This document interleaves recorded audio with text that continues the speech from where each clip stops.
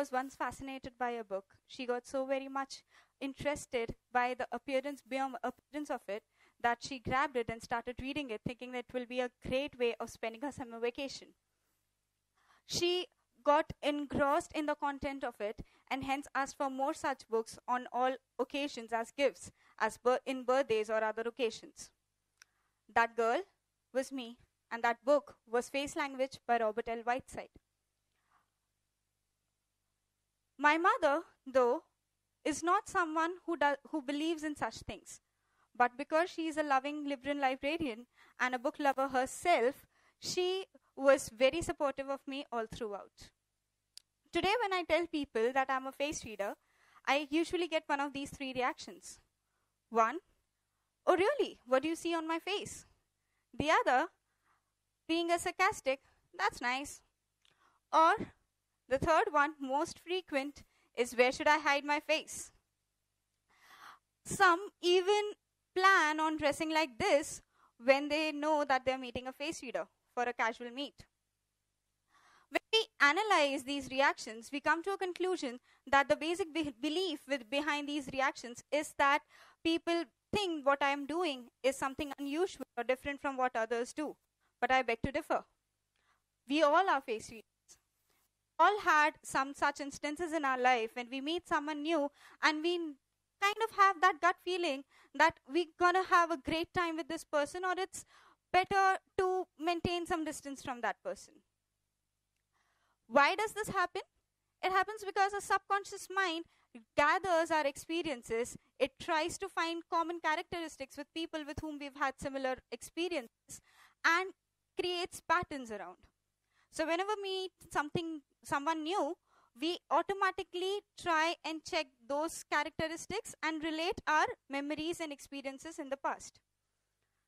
Now, the problem with this is that many times we don't even know whether the basis of our analysis is true or not, or it's valid or not.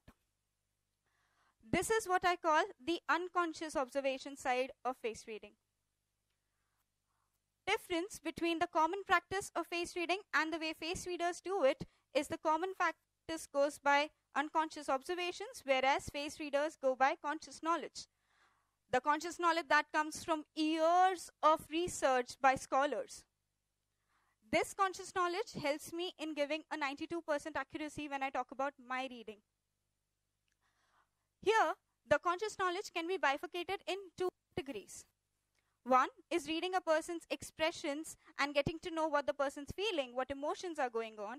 And the other is reading a person's facial features in order to understand that person's personality or characteristic traits. Humans have 43 facial muscles, and hence we are able to give more than 10,000 expressions. Researchers say that these expressions come naturally to us. We don't learn them. Dr. Paul Ekman has spent decades in order to learn to understand emotions and expressions across the globe. And he says that the expressions are same for similar feelings across cultures. This can also be proved by people who are born blind. They also have same expressions for same feelings. Now, because this comes naturally to us, we cannot conceal it 100%. What happens is that even when we lie, we do show our true expression at least for a tad bit, and then we replace it with the expression that we want to show. So, there are many people who work as lie detectors who are reading these micro expressions that come on the face for a fraction of a second. Whereas when I talk about me, I am still a learner when we talk about this aspect. My forte lies in the second category, which is reading a person's personality from that person's face. From the time we are born, there are several energies flowing in and out of our bodies, depending on the experiences that we have, the interpretations that we make, the feelings that we have. So these energies, when they flow really frequently, very often they leave a mark on us.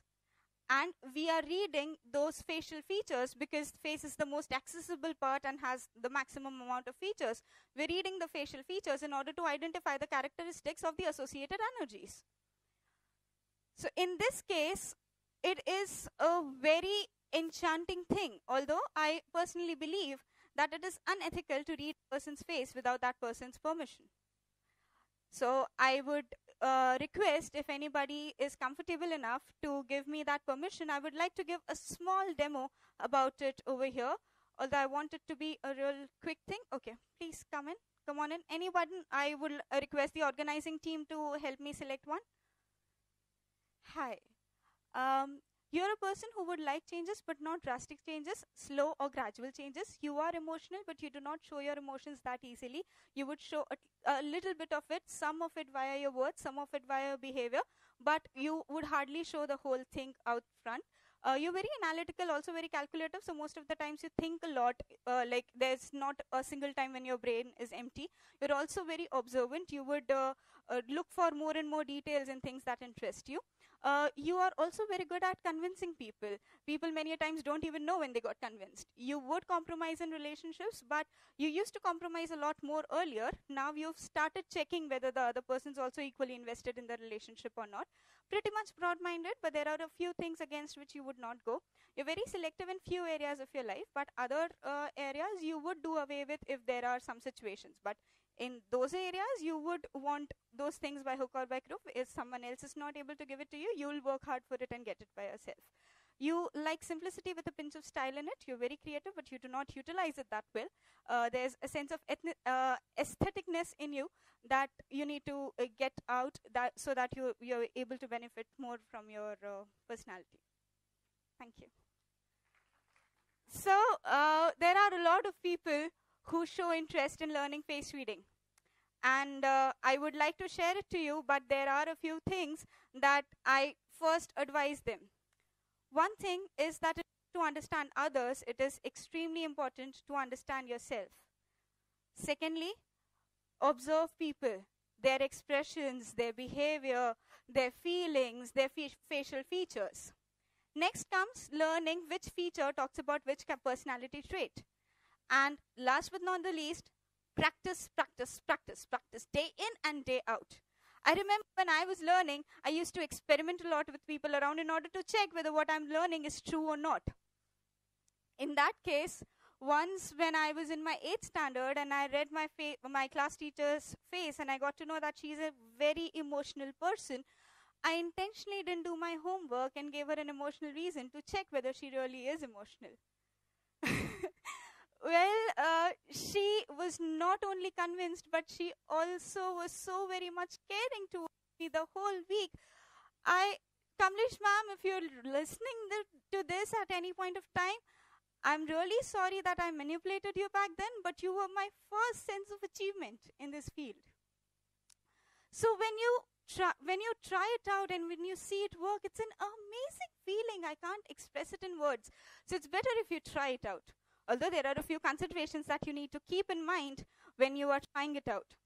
Firstly, that makeup, beauty enhancements, and plastic surgery would modify a person's appearance, but obviously would not modify a person's behavior. Hence, check out for that. Secondly, angle of view. The same feature, when we look at it from different angles, might seem different in size or even in shape at times. And hence, for a beginner, it's always a good idea to read a person's face at eye level. The third thing is proportions. Whenever you're deciding upon the size of any feature, you need to look at the whole face and not in it individually. You need to keep in mind the proportions. And ethnicity, wherein we are trying to say that whenever we are deciding what is big or what is small, we decide upon it according to the average standard of that particular country or region. Hence, when your client or the person reading does not come from the same country that you come, then you need to check what is the standard size of that particular nation. So you need to explore those things a little bit. Also, one needs to keep in mind that when we read people's faces, we are able to only get to know their basic or general nature. Their behavior can be different if they are in some particular situation or if they are behaving with you according to the relationship that you share with them. So opening the doors to personality reading from face, I would like to tell you to open your phones, check your selfies, and relate to the tips that I share. Do you have dense eyebrows or do you have sparse eyebrows? By dense eyebrows, I mean that people whose eyebrows are almost totally covered by hair. If you have dense eyebrows, you are someone who loves to know more and more in detail. You'll dig things through, be it because of be it by your own thing, by observations, or by asking others. If you have sparse, then you would be a person who lives in their own world. The more the hair in the eyebrow, the more details will a person need. One also needs to check the percentage. If 50% eyebrow is dense, 50% is sparse, then in 50% areas of the person's life, that person would require details, and 50% not.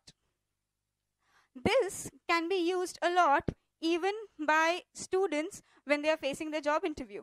If your interviewer has dense eyebrows, them more detailed answers. Like when you're talking about your strengths, you can tell them instances that showcase your strengths so that they're able to buy it better.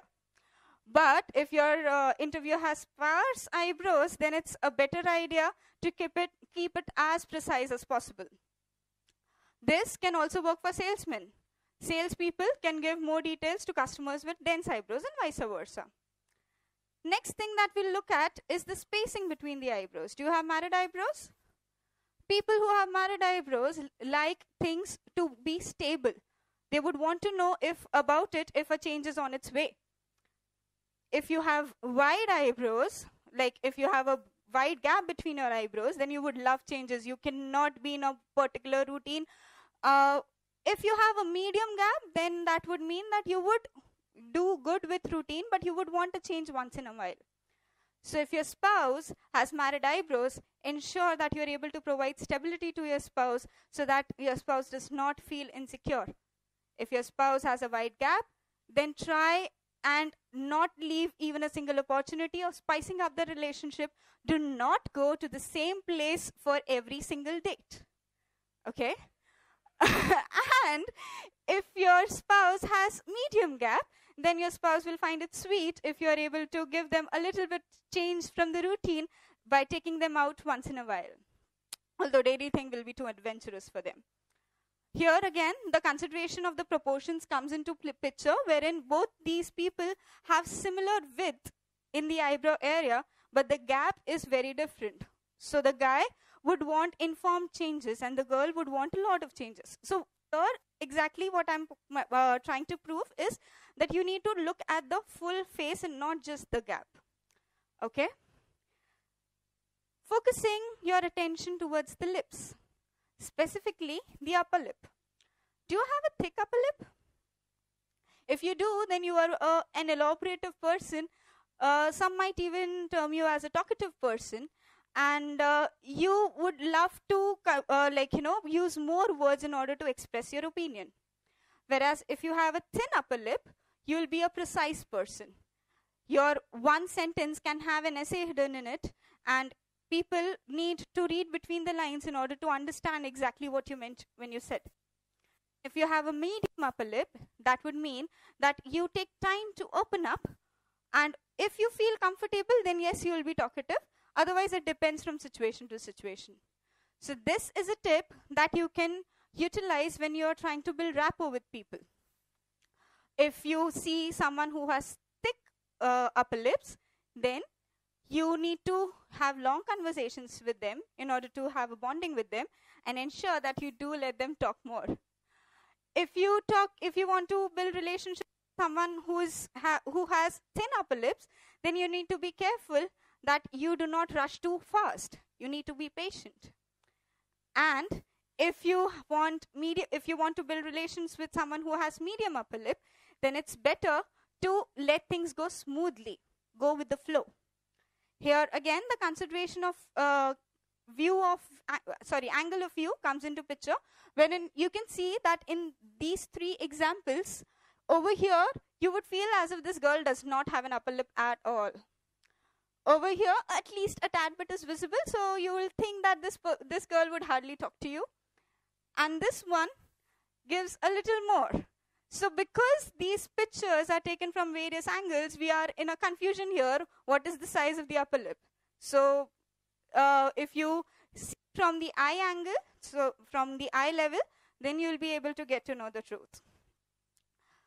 Here, one thing I would like to mention, that we all would understand that face reading is one of the very good tools of understanding a person.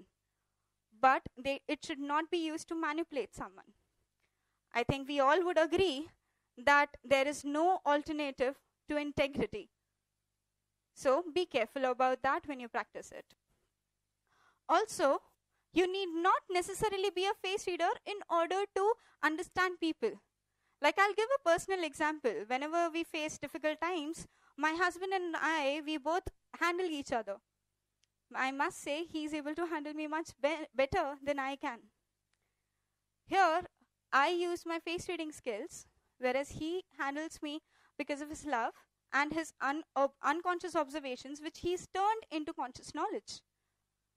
So the idea here is that the unconscious observations might hold, but if you have conscious knowledge, they might be able to empower you a lot. So get your unconscious patterns, your unconscious observations to a conscious level in order to be able to make informed decisions and have a better future ahead. Thank you so much.